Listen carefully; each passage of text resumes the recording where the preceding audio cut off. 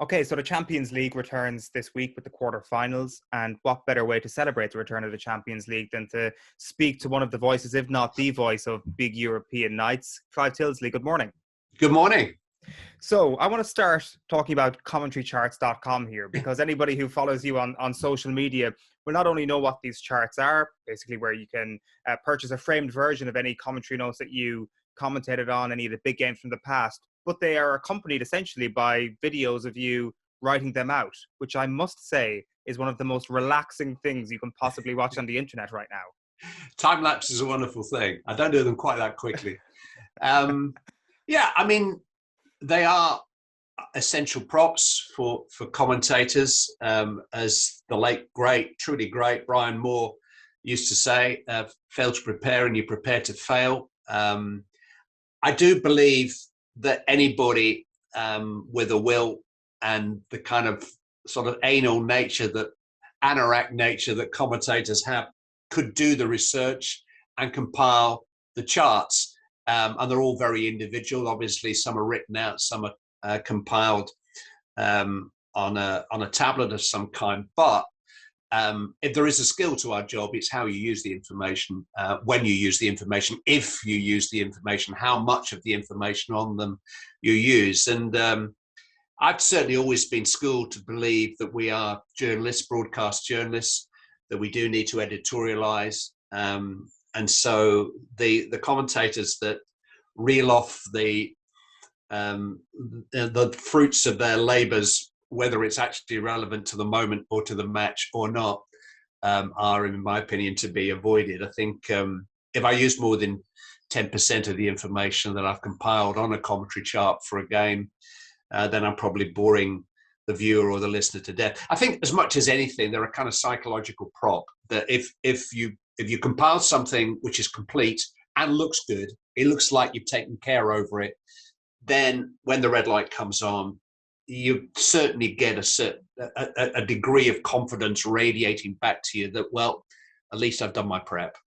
Yeah, for sure. Has your prep changed in any way over the years? Like, are you still writing up everything, every single letter for matches nowadays?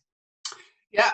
I am, believe it or not, computer literate, but I think perhaps I'm from an era where schooling was writing out and learning and remembering, and so perhaps that's ingrained in me that by writing out, it goes into this thick skull a little better than it would do otherwise.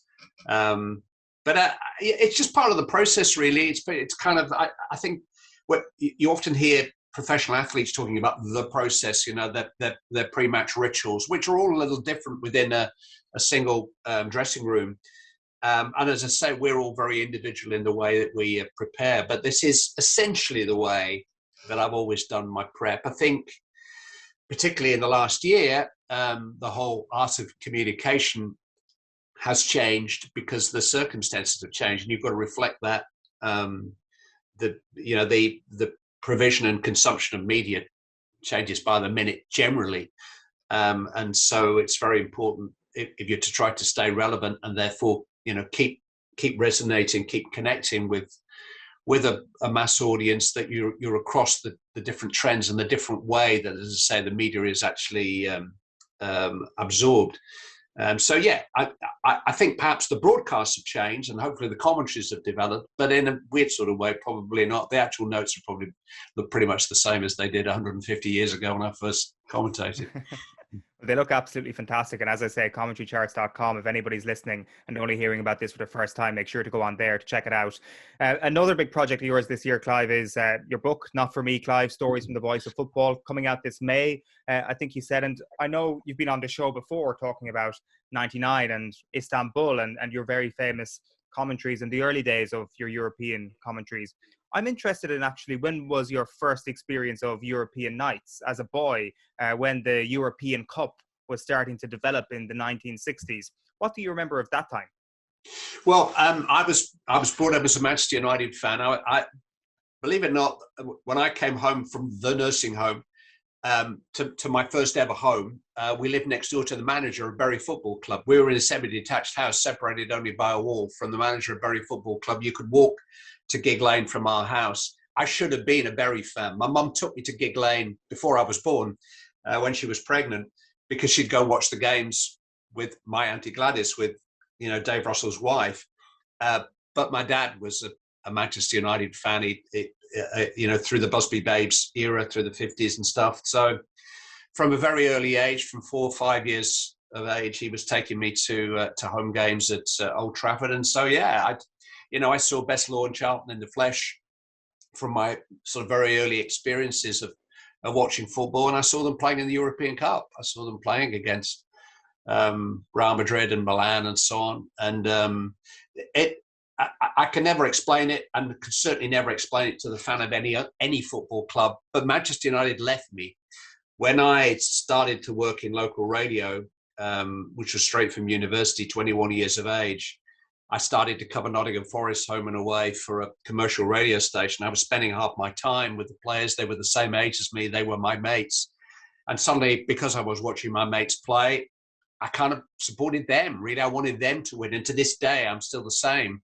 I don't have a team, don't have a club, but I've got lots of friends in the business, and my affections go with them. But yeah, my first experience of European nights, I didn't actually go to the final in '68. My dad didn't have tickets for Manchester United at Wembley, but I went to. I remember them going out in a semi-final and being there at Old Trafford. So. In late 60s, I was actually watching what is now Champions League football in the flesh. It's interesting that a few moments ago you referred to the journalism aspect of your job. And I guess that really came to the fore in your time with covering the Nottingham Forest beat, but also covering Manchester United under Sir Alex Ferguson. And I guess the information that you had to glean that maybe just isn't possible from a commentator standpoint anymore. The biggest change that I've witnessed in all those 150 years is the relationship between football and its media. It is totally different now from what it was. It isn't a relationship now, really. It is a kind of marriage of convenience. You'll still find broadcasters and journalists who've got good contacts and got good friends within the business, but even those friendships are kind of compromised by the nature of 21st century media. You've almost kind of have two different relationships with these guys, because information is so precious and so toxic, really, that it was difficult enough when you were in the confidence of Sir Alex Ferguson, and 2 or 3 of us would meet him in the grill room at Old Trafford at 4 o'clock on the day of a big Champions League night on ITV, and he would tell us his team and tell us why he'd chosen that team. He would trust us with the fact that Roy Keane has picked up a calf injury in training this morning, that he's leaving Beckham out, that he's playing Giggs in centre midfield. And funny enough, you just mentioned the book. I've actually written about it, that walking back down the steps from the grill room out into the outside world, it felt like you were kind of as part of some sort of affair. You had this kind of secret from the rest of the world, and you'd walk out into the thoroughfare and somebody would shout across, "Hey Clive, what do you think tonight? 2-0, Beckham and Giggs to score." They're not playing. And it was it was almost too much. I mean, sometimes you go into the tunnel before the game, like 70, 80 minutes before the game, and one of the officials of the club, the security guys said, "Have you heard that Keno's injured?" And he said, "Oh, no, don't tell me it's out, because he'll blame me." So it was like classified information. And it's very rare that you have. I've probably got, in the Premier League now, I've probably got relationships of that kind with four managers, something like that. And that's because we go back a long way, Sam Allardyce, Steve Bruce, Chris Wilder, whatever. So there isn't the trust between football and its media anymore. It is so, the sort of clickbait journalism that's out there. It makes it very difficult, even for a sort of P-list celebrity like me. You've got to be careful, and you've got to be wary of social media and stuff. So if you're living life in a goldfish bowl like a top Premier League player or manager, I don't think you trust anybody. Did you ever see the tougher side of Ferguson firsthand? I'm not sure. Did you ever get the hairdryer treatment? But did you get anything? Two, right? just the two. Right. One on the telephone, thankfully. I wasn't actually in the presence of one of them. I mean, the stories would take too long to tell, and they are both in the book. But I was innocent on both counts. They were total misunderstandings. Well, which was the worst one? And I'm sure. In the flesh, in the foyer of a hotel at Port Olympic in Barcelona, before a Champions League game. Funny enough, in the same season in 98-99, United played in the Nou Camp in the group stage. A wonderful game, actually, 3-3 draw. And how can I tell this quickly? But take your time. Right. I did have another source at Manchester United, and so I was kind of privy to a little bit of information. But the great Hugh McIlvanney, wonderful sports writer, was very close to Sir Alex Ferguson. And in his Sunday Times preview, he had speculated Phil Neville was playing right back at the time. Gary Neville was playing at centre back. And he speculated that Fergie might bring Wes Brown into the team at right back because he'd be playing against Rivaldo, who, quite apart from being brilliant, was quite a big unit. And so it was purely a height thing. And so if it was in Hughie's piece, I kind of read between the lines that this was Jen. So, my commentary chart the night before had Wes Brown and not Phil Neville on it. Anyway, I came back from the kind of ITV pre-match dinner early as I was a good boy and wanted a good night's sleep. And I just happened to get into the lift with the father, Neville Neville, the father of Gary and Phil Neville. And our conversation only lasted however many floors we went up. But during it, he said, Phil's worried he's not playing tomorrow. And I said, well, if he doesn't play, I said, if he doesn't play, Nev, it will only be because of the height. And I think Fergie's a bit concerned about Rivaldo. And that was the conversation. But Nev didn't go to bed. Nev phoned Phil and said, Clive Tyldesley doesn't think you're playing either.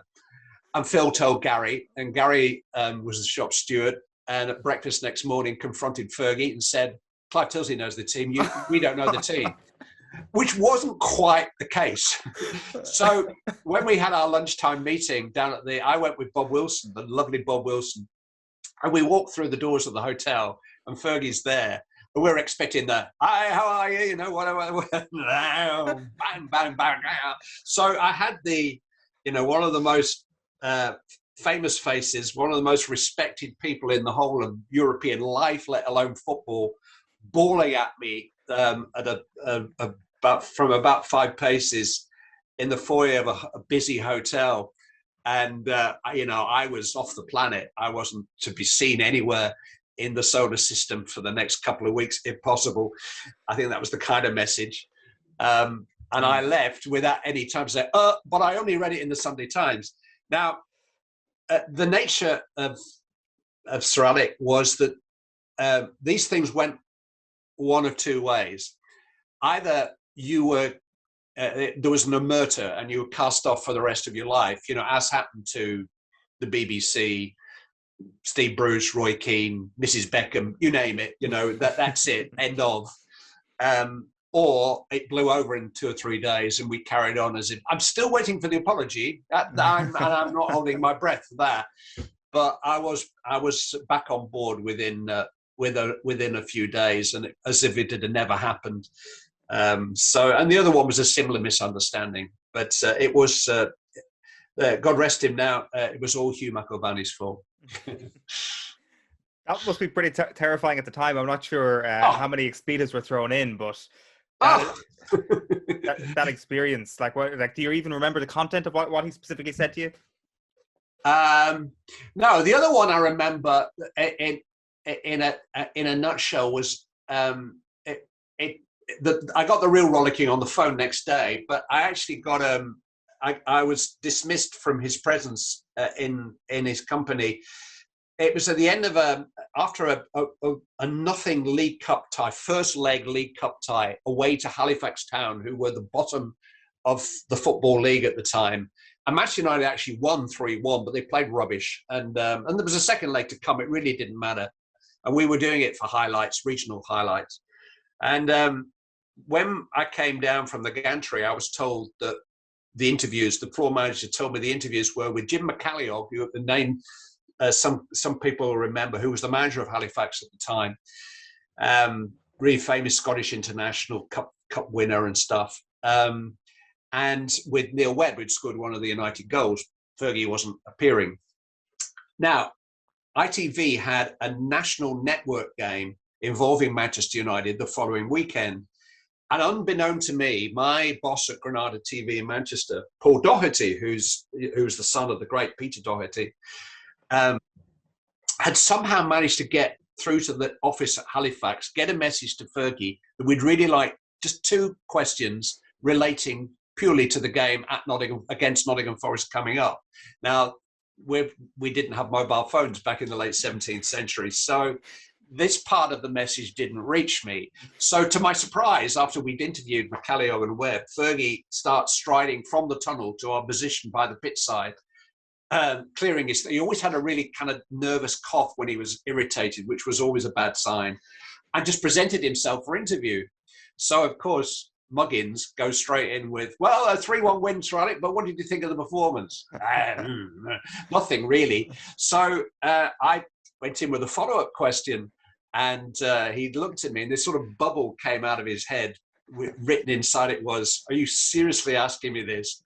And yeah, I mean, get ready for it, folks. I got a big index finger in the chest. He said, fucking chancer, and turned around and was gone. And as he went back into the tunnel, the floor manager came out with the news that Fergie's cut, but you're only to ask him about the game at, okay. So again, misunderstanding. And I was, I was naive enough then to think that a phone call, I had the number of his direct line on his desk, still at the Cliff training ground. He's always in at 7:30. I'll phone him at 7:45 in the morning, explain that I didn't know, and everything would be fine. But I miscalculated on that. And I think sitting in a suburban bedroom on the Wirral with the phone in my hand, I think the neighbours could hear that I was, again, not to appear at Old Trafford for a little while, but it blew over. Listen, it takes a thick skin, fair play for bouncing back so quickly, because that could make a young reporter crumble in that sort of situation. Well, I mean, I'd like to reflect and think it was part of an initiation ceremony. I don't think that was the guy. I think he just lost it with me a couple of times. He was and is. I mean, I've only bumped into him once really in the last few years, and we picked up as if as if the intervening years hadn't happened. He was very, very good to me. I was very fortunate. I inherited a trusting relationship from Brian Moore. And I actually worked with Jason, one of Stradic's sons at Granada TV. He was a match director. He was the guy in my ear for quite a few games. And I'd been to the family home. I'd actually been back to the Ferguson residence in Wilmslow a couple of times and stayed. So, but I was always aware that it was essentially a professional relationship. I think we talked about the commentary charts before. The original commentary charts of the 2 Manchester United Champions League victories on his watch, he bought from me. He gave donation to, I'm a patron of the Bobby Moore Fund, and he gave, 4-figure donation on each occasion. Right. And he had them framed in his office. And a lot of people, the managers who visited the training centre, commented on these, that they were like pride of place on his office wall, and he often referred to them when visitors came. So I'd like to think that he kind of respected my thoroughness, my professionalism, and that with the inherent trust that I brought forward from Jason, from Brian Moore, I didn't let him. He's aware that I didn't let him down in it. This is probably the biggest letdown I've ever, by writing about it in the book. So I'd be interested to see if I get another. I might get the hat trick after the book's published. But I know. In the chapter I talk, each of the chapters in the book has got the title of a famous, mainly football, but some broadcasting people that I've come across and been close to at some stage. Shanks, Kenny, Suey, Gareth, Cloughie, and so on. But the chapters are not specifically about that person. And the Fergie chapter is about power, really, about the difficulty for the contemporary manager to control everything in his or her domain. And, we're now in the era of the technical director and the director of football and the head of recruitment and so on. And of course, Fergie held all of those posts at Manchester United because that's the way that he wanted it. That's the way he demanded it, really. It's the only way he felt that he could exercise that level of control over his kingdom. And it worked because he was prepared to be at his desk at 7:30 every morning, prepared to deal with all of that. And because he adapted wonderfully to change. I've written in the book about how managing Ryan Giggs was very different to managing Cristiano Ronaldo, how recruiting Ryan Giggs was going round to his parents' house in Swinton, knocking on the door and going in and trying to persuade them he would look after him. How recruiting Cristiano Ronaldo was sitting down with George Mendes and having a conversation with him. So and that was Fergie's brilliance. And that hairdryer was put away about halfway through his career, really, because he, in the same way you have to parent differently today than you did probably 20 years ago, you have to manage differently. And Sir Alec was very, very good at adapting to that, as long as he could keep control of his domain. And listen, I've got no great insight into what happened with Rock of Gibraltar, but it was the one fight it was the one away match that he played in his time, really, where he was fighting on foreign soil, mainly on Irish soil, really, against people who were as powerful in their domain as he was in his, except he was fighting them in their domain, on their ground, on their terms, really. Yeah. And he didn't have that. He couldn't exercise that power over a situation that he had over most things at Manchester United. So it's a kind of I think it's a fascinating look at how people in positions of power in football now have to manage differently to how they once did. It sounds like it's going to be an absolutely fascinating chapter in the book. I just wanted to ask you as well, Clive, before we wrap up, about Jack Charlton, because there's a new documentary, Finding Jack Charlton, which is absolutely brilliant. It's aired in Ireland and in the UK over the last week or so. And when Jack passed away last summer, I remember your own Twitter video, which I think has got over 1 million views at this point, telling a brilliant anecdote about Jack. What was he like on a professional level from the broadcast side of things? He absolutely as he seems. You got what you got what you saw with Jack. Some people are able to put on a front and have a public persona. That was Jack. That was absolutely how he was. Difficult, I mean, it is a wonderful film. It's not a documentary; it's a film, and again, the trust that I know the filmmaker very well, Gabriel Clark, made the Bobby Robson film too, and the trust that the family must have invested in Gabriel to tell the story, to have the access to shoot Jack in his later life, must have been very testing for the family, because you've been around cameras. They're not, they're great big things, and they come with a sound recorders and wires and stuff, and it's very difficult for anything to happen naturally in front of a camera.